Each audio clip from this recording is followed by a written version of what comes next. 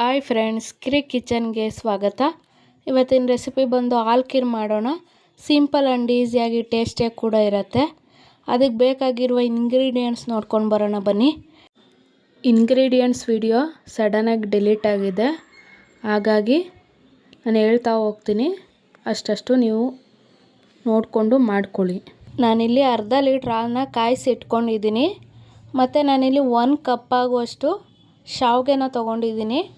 ಮತ್ತು 1 ಕಪ್ ಆಗುವಷ್ಟು ಸಕ್ಕರೆನ ತೊಗೊಂಡಿದ್ದೀನಿ, ತುಪ್ಪ. ಮತ್ತು ನಾನಿಲ್ಲಿ ಸಕ್ಕರೆ ಮತ್ತು ಏಲಕ್ಕಿನ ಪುಡಿ ಮಾಡಿ ಇಟ್ಕೊಂಡಿದ್ದೀನಿ. 2 ಟೇಬಲ್ ಸ್ಪೂನ್ ಆಗುವಷ್ಟು ಬಾದಾಮಿ ಪೌಡರು, ಬಾದಾಮಿನ ಕಟ್ ಮಾಡಿ ಇಟ್ಕೊಂಡಿದ್ದೀನಿ. ಮತ್ತು ದ್ರಾಕ್ಷಿನ ತೊಗೊಂಡಿದ್ದೀನಿ. ಮತ್ತು ಗೋಡಂಬಿನ ಕಟ್ ಮಾಡಿ ಇಟ್ಕೊಂಡಿದ್ದೀನಿ. ಬನ್ನಿ ಯಾವ ರೀತಿ ಮಾಡೋದು ಅಂತ ನೋಡ್ಕೊಂಡು ಬರೋಣ. ಒಂದು ಬಾಣಲೆಗೆ ನಾನಿಲ್ಲಿ 2 ಟೇಬಲ್ ಸ್ಪೂನ್ ಆಗುವಷ್ಟು ತುಪ್ಪನ ಯೂಸ್ ಮಾಡ್ತಾಯಿದ್ದೀನಿ. 2 ಟೇಬಲ್ ಸ್ಪೂನ್ ತುಪ್ಪನ ಸೇರಿಸ್ಕೊಂಡು ನಾನಿಲ್ಲಿ ಬಾದಾಮಿ, ಗೋಡಂಬಿ ಮತ್ತು ದ್ರಾಕ್ಷಿನ ಸೇರಿಸ್ಕೊಂಡು ಚೆನ್ನಾಗಿ ಫ್ರೈ ಮಾಡ್ಕೋತಾ ಇದ್ದೀನಿ.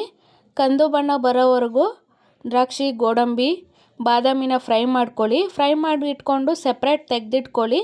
ಮತ್ತು ಅದೇ ಬಾಣಲೆಗೆ 1 ಕಪ್ ಆಗುವಷ್ಟು ಶಾವಿಗೆನ ಸೇರಿಸ್ಕೊಂಡು ಚೆನ್ನಾಗಿ ಫ್ರೈ ಮಾಡ್ಕೋತಾ ಇದ್ದೀನಿ.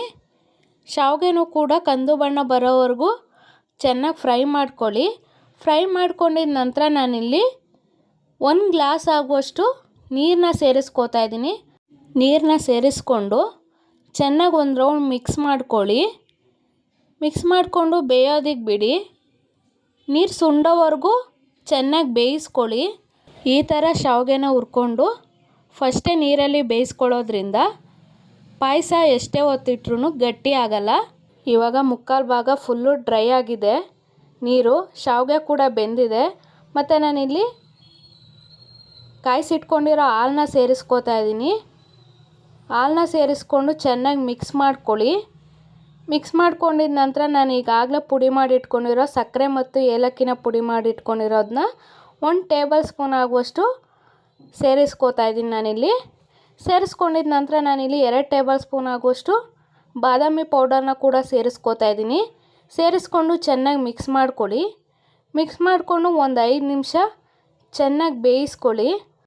ಒಂದು 5 ನಿಮಿಷ ಹಾಲಲ್ಲಿ ಚೆನ್ನಾಗಿ ಬೇಯಿಸ್ಕೊಂಡಿದ ನಂತರ ನಾನಿಲ್ಲಿ 1 ಕಪ್ ಆಗುವಷ್ಟು ಸಕ್ಕರೆನ ತೊಗೊಂಡಿದ್ದೆ. 1 ಕಪ್ ಆಗುವಷ್ಟು ಸಕ್ಕರೆನ ಸೇರಿಸ್ಕೋತಾ ಇದ್ದೀನಿ. ನಿಮಗೆ ಸ್ವೀಟ್ನೆಸ್ ಜಾಸ್ತಿ ಬೇಕು ಅಂದರೆ ಸಕ್ಕರೆನ ಜಾಸ್ತಿ ಸೇರಿಸ್ಕೊಳ್ಳಿ. ನಾನಿಲ್ಲಿ 1 ಕಪ್ ಆಗುವಷ್ಟು ಮಾತ್ರ ಸೇರಿಸ್ಕೋತಾ ಇದ್ದೀನಿ. ಸೇರಿಸ್ಕೊಂಡು ಚೆನ್ನಾಗಿ ಮಿಕ್ಸ್ ಮಾಡ್ಕೊಳ್ಳಿ. ಮಿಕ್ಸ್ ಮಾಡಿಕೊಂಡು ಒಂದು 2 ನಿಮಿಷ ಸಕ್ಕರೆ ಕರಗೋವರೆಗೂ ಚೆನ್ನಾಗಿ ಬೇಯಿಸ್ಕೊಳ್ಳಿ.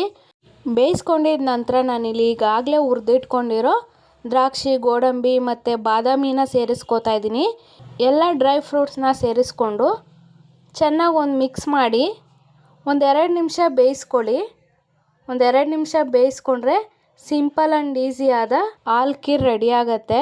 ನೀವು ಒಮ್ಮೆ ಮನೆಯಲ್ಲಿ ಟ್ರೈ ಮಾಡಿ ಹೇಗಿತ್ತು ಅಂತ ಕಮೆಂಟ್ ಬಾಕ್ಸಲ್ಲಿ ತಿಳಿಸಿ. ಸಿಂಪಲ್ ಆ್ಯಂಡ್ ಈಸಿಯಾದ ಹಾಲು ಖೀರ್ ಸವಿಯಲು ರೆಡಿ. ನಿಮಗೆ ಈ ವಿಡಿಯೋ ಇಷ್ಟ ಆಗಿದ್ದರೆ ಲೈಕ್ ಮಾಡಿ, ಶೇರ್ ಮಾಡಿ, ಕಮೆಂಟ್ ಮಾಡಿ, ಸಬ್ಸ್ಕ್ರೈಬ್ ಮಾಡ್ಕೊಳ್ಳಿ. ಪಕ್ಕದಲ್ಲಿರೋ ಬೆಲ್ ಐಕಾನನ್ನು ಕ್ಲಿಕ್ ಮಾಡಿ. ವಿಡಿಯೋನ ಕೊನೆ ತನಕ ಸ್ಕಿಪ್ ಮಾಡದೆ ನೋಡಿ. Thanks for watching. Thank you.